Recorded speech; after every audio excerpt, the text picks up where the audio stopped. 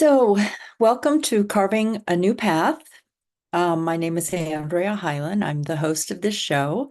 And today I'm going to share a creativity tip with you.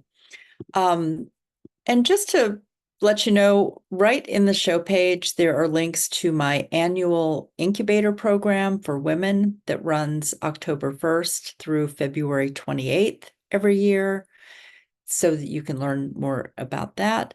And there's a link to information about the free Facebook group that I have that is called The Incubator, a free creativity community where I post a monthly tip. So just so that you know that, but today I want to focus on tips to create an environment and practice for writing and creativity. Creating is not a linear process. It from start to finish. Ideas are birthed through conversations, dreams, and by reading or listening to other creatives and to be inspired by each other. Ideas are birthed by showing up to write and create on a regular basis. And sitting with your art, even when you are looking at a blank page or reading what you've already written and you're not really sure where to go next. The way that I see when I'm working on writing something, or I just want to be with my words more, it is about having a relationship. And so part of it is showing up and um, being available, just like in any relationship. So here's just some quick tips to create an environment and practice for writing and creativity, how to just show up. One of the things that can happen is procrastination or lots of reasons to not write, like, oh, it's a little chilly in here. Let me go get a sweater. Or, oh, I didn't have my coffee yet or my tea. Let me go fix that. So set yourself up for, I'll use the word success, meaning to create space so that you can really show up. Number one, write in the same place at the same time every day. This can be a desk in your home or the kitchen table. It can be a table at the local coffee shop. It can be in a library. It can be any time of day or night, but pick a place and time that works best for you now, knowing that it may change over time. Okay, another thing that's really worked for me is music. Choosing a piece of music and playing that same piece of music right before you start to write. And to me, this activates a reflex that stimulates a flow of ideas and feelings.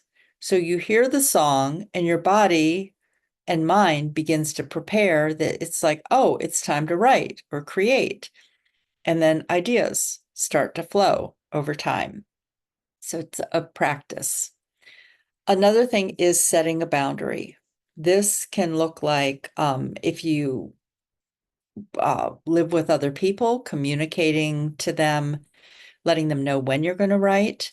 It can be, I really love writing in a coffee shop. And one of the ways I create a boundary is to wear headphones or AirPods. Um, when at home, I have put a sign on the door at times. And a boundary for myself is also I set a timer and I'll just decide I'm going to write for 15 minutes. I'm going to write for 30 minutes. I'm going to write for an hour, whatever the thing is. And if you're just getting started with it and you feel like you've got some resistance, set it for 5 minutes, 5 minutes of writing. And it may be that you sit and look at the blank page that whole time. That's okay. You're showing up.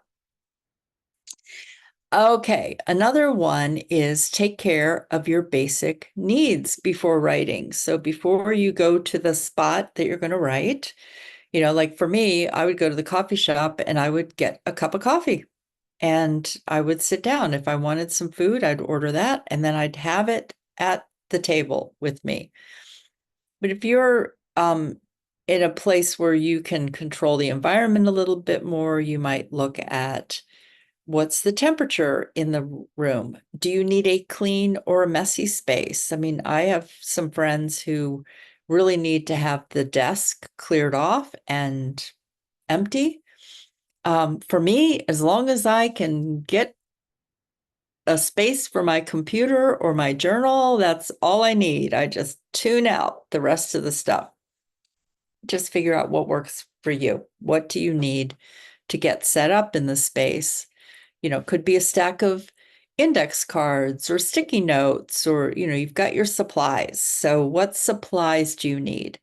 For me, computer, pens, internet connection, even if it's a hotspot on my phone. So just look at what supplies do you need? And so those are my basics on getting started of writing in the same place, the same time, music, setting a boundary, figuring out what your basic needs are, and your supplies. And next month, I'm going to talk a little bit about observing your environment, being a detective and explorer. So, see you then, and thanks so much for listening. Bye bye now.